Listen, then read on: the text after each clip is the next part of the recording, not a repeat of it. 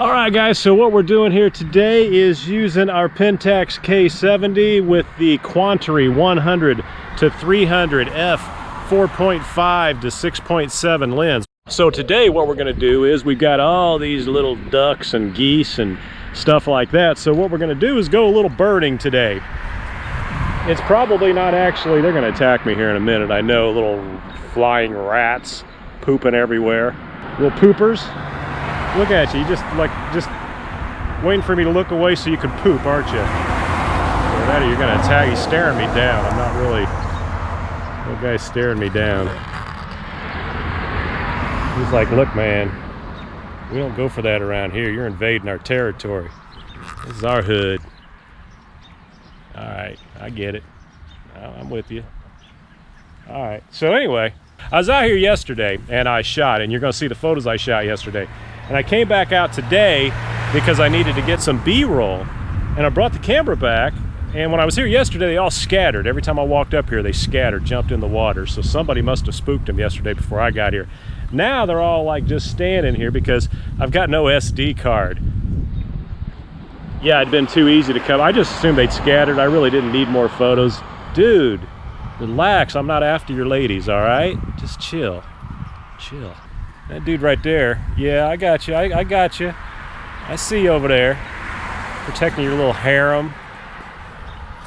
Yeah, don't act like you ain't no stud. All right, so anyway, the Quantaray 100 to 300 f 4.5. This is an awesome lens, very sharp. I came out, as I said yesterday, got some great photos. They weren't great photos, but they were good quality photos. Now typically I run everything through Lightroom because I shoot everything in RAW. I'm not a JPEG guy. Nothing wrong if you're a JPEG guy. Hope the sound quality's okay. Got a little gust of wind going here. But I always do RAW, so therefore I can get rid of some of the noise if I have to go up. So all these shots were taken at 1/1000th of a second, 1/1000th of a second shutter speed.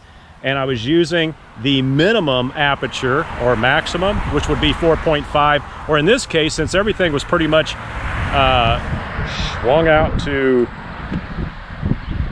300, I just maxed it at 300, which is never the sharpest part of the lens, but worked for me. And wide open at like, would have been 6.7. When you're at 300 with this lens, 6.7 is the max aperture. And as you can see, I still got some great bokeh, and it worked really well.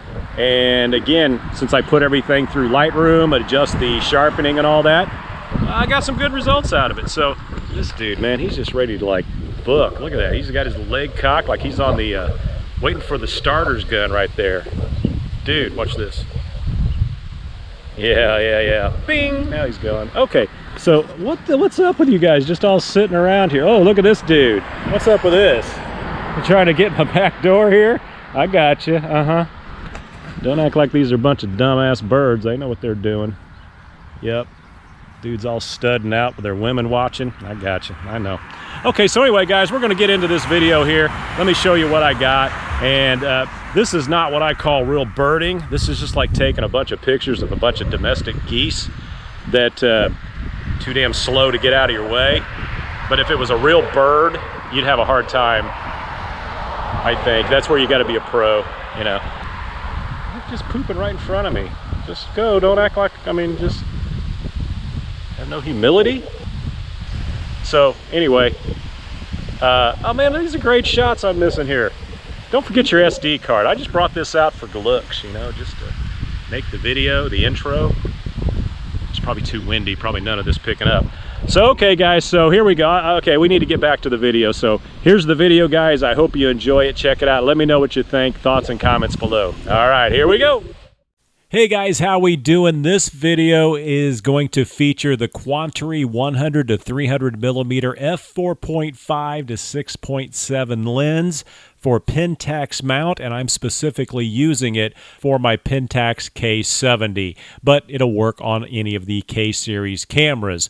This lens cost me $15 on eBay. That's right, 15 bucks. Now, if you want to include shipping and tax and all that, it was about $30, $31, but got some great images already. Even if I never use this lens again, the very first outing I had with this lens, just produced some great results. I have never taken pictures of birds before, or in this case, ducks and geese. I usually despise these animals because of all the poop they leave everywhere, but I pulled the trigger on this $15 zoom, just assuming, hey, it could be junk. If it is, I'll turn around and sell it for $20, and I'll still make $5 off of it. And I'm not sure you would really call what I was doing birding. That's just a term that seems to be floating around on YouTube.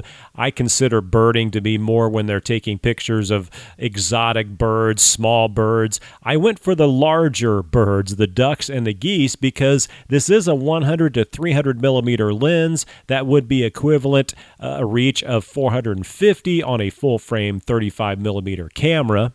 And since I've never taken photos of birds, especially small little birds in flight, I thought I would start with these larger subjects and see what I could come up with. And then I found all these guys at a local pond, so thought I would go ahead and walk through the minefield of poop and see what kind of photos I could get, and I was very happy, and it was worth tracking all that back into my car. So after pulling the trigger on this lens, it arrived in great condition. I was really surprised with how solid and clean and firm it felt. There was a bit of a jiggle or kind of a shaking sound when the lens is attached to the camera, but it doesn't seem to have any effects on the results of the images so far. But the lens itself has no lens creep. The zoom, I mean, if you hold it upside down, it does not unwind or zoom or whatever you would call with a lot of those cheap plastic lenses. Pretty firm. I liked it. It felt very comfortable. It did not feel like a cheap plastic $15 lens. It did have a nice grip on it, so very happy with this. And again, I did not expect really all that detailed sharpness in the images, although that's what I did get. But I also did not expect the autofocus to work all that fantastic. Now, there were times when it was really working itself overtime. But as you see there, I did eventually get the photo. So, this lens really passed with flying colors. I don't shoot in JPEG, so all of my images are edited in Lightroom using RAW files. So, yes, I've sharpened these, and this is not really a video to sell this lens. I'm not trying to sell it to anybody. I don't really care if you buy it or not. It's just my lens and my experience using this lens. And since I don't shoot in JPEG or black and white and things like that, I'm only doing this test for me and inviting you along, so it may not deep dive and get into all the aspects that you might want to see, like vignetting and pixel peeping and all that stuff. But that's not what I bought a $15 lens for. If it was a $700 or $1,500 lens, then yes, we would dig into all the raw details. But as it is, this was $15. It was just something to throw on here as a long lens to experiment with birding. And again, I was just blown away and extremely satisfied with it. Most of these were about 1600 on the ISO. I let the camera decide. I put the range up to about 2500, so I let the camera decide, and I went to 1/1000th of a second. But even that was a little too slow. I really need to be up to about 1/2000th or 1/2500th of a second to get a better chance of freezing those wings in flight. And another reason for this was maybe not just the shutter speed, but I was also using wide open aperture. And on this camera, since I had the zoom mostly at 300 millimeter all the way extended, which is always maybe the worst part of the lens, all the way extended. Usually you pull back just a hair, like say 280 or something, but I wanted to go ahead and just jam this thing up to 300 and see what we came up with. And again, with a little post-production, very happy with the sharpness that I'm able to get out of this. And these are the, I'm going to send everything through Lightroom anyway, so with presets and that sort of thing. So that's what I'm looking at to how I don't care what it looks like directly out of the camera. It's what I can do with it afterwards. So again, I was pretty happy with these. So when the Quantaray 100 to 300 millimeter lens is extended to the full 300 millimeter, your lowest aperture is 6.7. And I thought everything would be sharp, but I still got great bokeh with this at 6.7, 300 millimeters. That's what a telephoto will do for you. But I was surprised. It looks pretty creamy. It looks pretty good. I like the smoothness of the background. The one photo here specifically, I like this. I mean, it's cheesy, but I like it as far as what the lens was able to do. Very sharp on the, whatever this thing is, a goose, the face and the feathers, but yet just look at the green background. The smoothness of it, I really love it. Now, if one were pixel peeping and all that stuff, again, I'm sure there are problems here, but 6.7 at about a 1,000th of a second. So I'd say I got pretty lucky that I got anything out of this. And again, this was $15 connected to my K-70. Now, the K-70 does have built-in stabilization. So no matter what crappy lens you might put on there, in camera, you're still going to get that in-camera stabilization, assuming you have it turned on in camera. And I do. And that's great for lenses like this.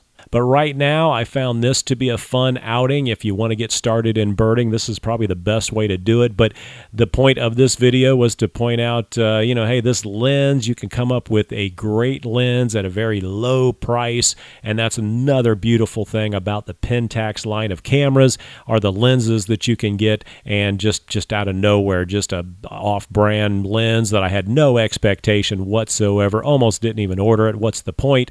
Now, this is something I'm going to be out using quite a bit just to push the boundaries and see how far I can make it work. So we'll find out in future videos. All right, guys, if this was of interest to you, please like, please subscribe, please leave a comment. Let me know what you think. Have you ever used a Quantaray lens? And we'll see you on the next one.